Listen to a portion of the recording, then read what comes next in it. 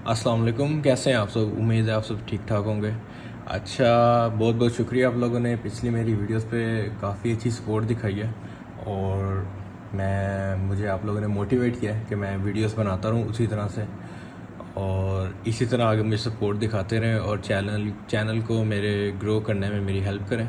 और साथ आप लोग मुझे रिक्वेस्ट करते रहें, जिस जिस तरह की वीडियोस आप लोग चाहते हैं मैं उस तरह की वीडियोस बनाता रहूँगा।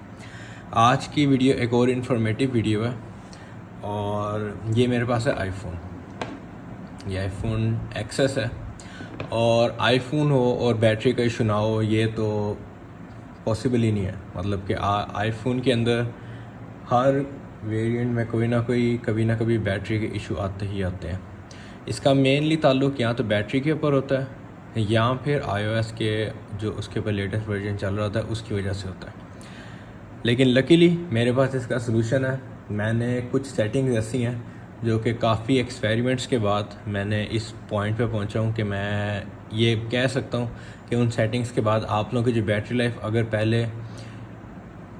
पहले से 1 से 2 घंटे ज़्यादा निकालेगी, क्योंकि मेरी तो ऐसा निकालती है। मेरे पास 2 आईफोन है, दोनों के ऊपर यही सेटिंग है और उसी तरह से मैंने अपने बाकी घर में सारे फ़ोन्स के ऊपर की हुई है सेटिंग, जो जिसके पास आईफोन है, और सब के ऊपर 1 से 2 घंटे एक्स्ट्रा निकाल जाती है इन सेटिंग्स के बाद। तो यही सेटिंग्स मैं आप लोगों से शेयर करने लगा हूँ। तो आइए चलें शुरू करते हैं। ये है आईफोन। सबसे पहले आप लोगों ने क्या करना है, सबसे पहली सेटिंग, ये पहली सेटिंग है। सेटिंग्स में गए, सेटिंग्स में जाके आप लोगों ने जाना है यहाँ पे डिस्प्ले एंड ब्राइटनेस पे। सबसे पहले आईफोन के अंदर अगर तो आपको कोई मसला है देखने में या किसी वजह से, तब तो समझ लगती है, वरना ये समझ लें गुनाह है कि आप लोगों ने इसमें लाइट मोड ऑन किया हुआ है। इसको कर लें डार्क मोड। जो आईफोन के मॉडल्स हैं, ये अब सबसे बड़ा सिग्निफिकेंट इम्पैक्ट उसके ऊपर डालेगा उन मॉडल्स पे जिसमें ओलेड डिस्प्ले लगा हुआ है, क्योंकि जहाँ पे ब्लैक होगा वहाँ पर वो पिक्सल ऑफ होगा और वो बैटरी बिल्कुल आपकी वहाँ पे कंज्यूम नहीं होगी, लेस बैटरी यूज़ होगी।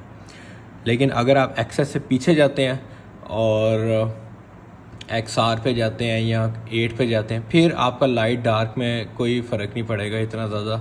लेकिन एक्सेस के बाद से या जो ओलेड के बाद से जितने भी फ़ोन हैं सारों में डार्क मोड के ऊपर आपकी बैटरी लाइफ पे सिग्निफिकेंट इम्पैक्ट पड़ेगा। ये होगी पहली सेटिंग, ठीक है।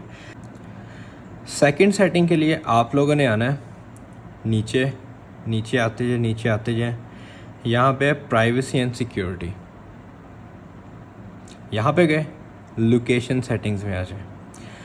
अब लोकेशन सेटिंग्स के अंदर आकर आप लोगों ने, अब यहाँ तो अगर आप लोगों को पता है कि आपकी लोकेशन वाला कोई काम नहीं है तो आप इसको डायरेक्टली ऑफ़ कर दें। मैं ये रेकमेंड नहीं करता, ये मैं इसको ना सपोर्ट करता ना एडवोकेट करता हूँ। ये सेटिंग आपने ऑफ़ कभी नहीं करनी, क्योंकि आपका फाइंड माई इसके साथ लिंक है, आपकी काफ़ी ज़्यादा चीज़ें इसके ऊपर चलती हैं लोकेशन सेटिंग्स पे, जो कि आपकी सेफ्टी फीचर्स ही बन जाते हैं। आपने लोकेशन सेटिंग्स को ऑन करना है, लेकिन इसको आपने थोड़ी इसकी मॉडिफिकेशन करनी है ताकि ये सिर्फ आपके मुताबिक चले। लोकेशन सेटिंग्स ऑन करने के बाद नीचे आना है सिस्टम सर्विसेज में। अब ये देखें, ये हैं वो सारे के सारे गुनाहगार शाहकार जो कि आपकी बैटरी चूसते हैं बिला वजह की। अब शुरू हो जाते हैं। मुझे सेटिंग्स पता है तो मैं आप लोगों को बताता जाता हूँ, ठीक है। बाकी देख लें, आपको कुछ चाहिए हो तो उसको ऑन रखें, बाकी ऑफ़ कर दें। प्रोडक्ट इम्प्रूवमेंट, ये सिर्फ एप्पल के लिए है। पाकिस्तान का डाटा एप्पल ऐसा सच कोई इसको नहीं चाहिए, ये ख़त्म कर दें कि वरना ये 24/7। अच्छा, सबसे पहले आपने नीचे आके ना ये स्टेटस बार आइकन इसको ऑन करना है, ताकि जब भी लोकेशन यूज़ हो या आपको नज़र आ जाए ऊपर कि आपकी लोकेशन यूज़ हो रही है।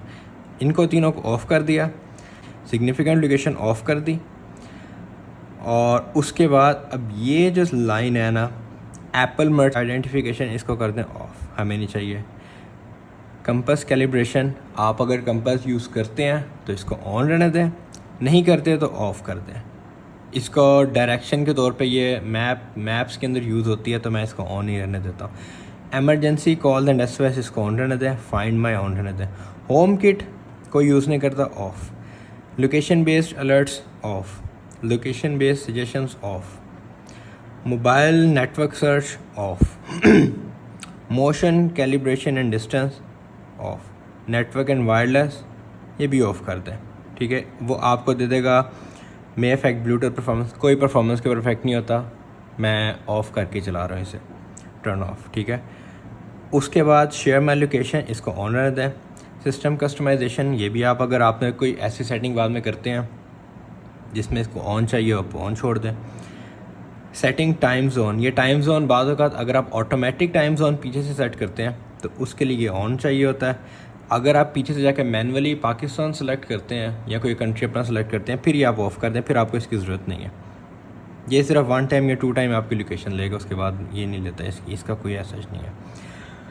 अच्छा, डिवाइस मैनेजमेंट भी बहुत से लोग ऑफ़ कर देते हैं, ये मैं ऑफ़ नहीं करता क्योंकि मुझे इसका ना कोई वो नहीं है।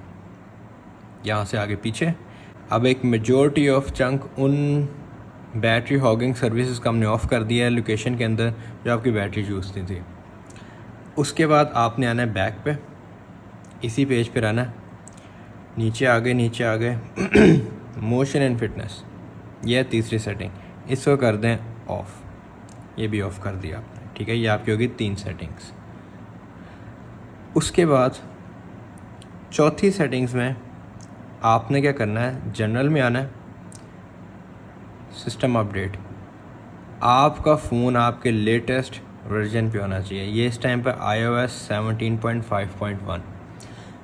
बहुत दफ़ा ये होता है कि एप्पल के अपने ही किसी वजह से अपने ही iOS के अंदर कोई बग होता है जिसकी वजह से बैटरी बहुत ज़्यादा कंज्यूम हो रही होती है, फ़ोन ओवरहीट हो रहा होता है। वो आपने ये इसके ऊपर हमेशा रखना है, आपने हमेशा ये आपने बात याद रखनी है। आपको बहुत से लोग मिलेंगे और इस तरह का एक बिला वजह का मिथ भी है, जो कि मिथ नहीं था लेकिन एक तरह से ठीक भी है लेकिन नहीं भी सही। वो ये है कि लोग कहते हैं कि यार नए iOS पे करेंगे पता नहीं क्या होगा क्या नहीं होगा, ये होगा वो होगा।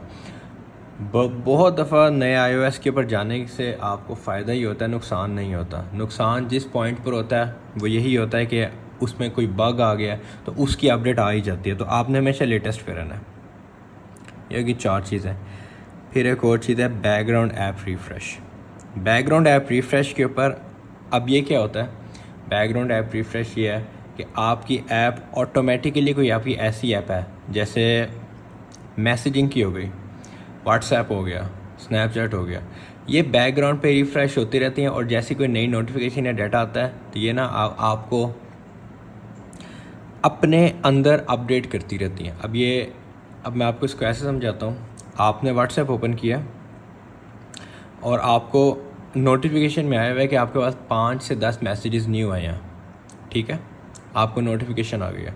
अब आपने व्हाट्सएप ओपन किया, जैसे ही आप व्हाट्सएप ओपन करेंगे तो सडनली वो उनको ना अचानक ही पहले आपको एक स्क्रीन शो करेगा कि वो वाले मैसेजेस नहीं हैं और विद इन सेकेंड्स अगली ही अपडेट के अंदर अब स्क्रीन अपडेट होगी और सारे मैसेजेस आ जाएंगे स्क्रीन पे।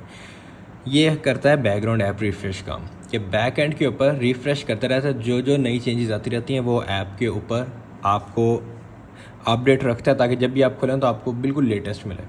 दूसरा कॉन्ट्रास्ट, दूसरी इसके जो बात है वो ये है कि आपने ऐप खोली है और आपको 10 नोटिफिकेशंस का मैसेज आया, आपने ऐप खोली है तो सामने वो पड़ी हुई है, फ़ोन ने अपने आप को ऐप ने रिफ़्रेश नहीं किया उसी सेकंड, अब उनको लेकर आने के लिए वो काम है, उसमें बैकग्राउंड रिफ़्रेश होना है, ऐप रिफ़्रेश। अब इसके अंदर मैं क्या करता होता हूँ, इसको ये होता है वाईफाई एंड डाटा, इसको सबसे पहले मैं करता हूँ वाईफाई पे, मुझे डाटा अपना यूज़ नहीं करना है इस काम के लिए।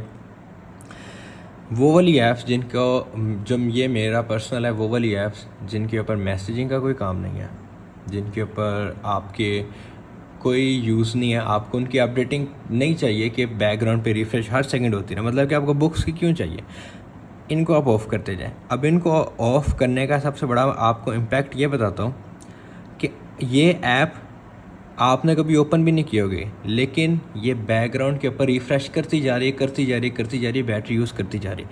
यहाँ से इनको ऑफ़ करते जाएं जो ऐप आपने यूज़ करते हैं।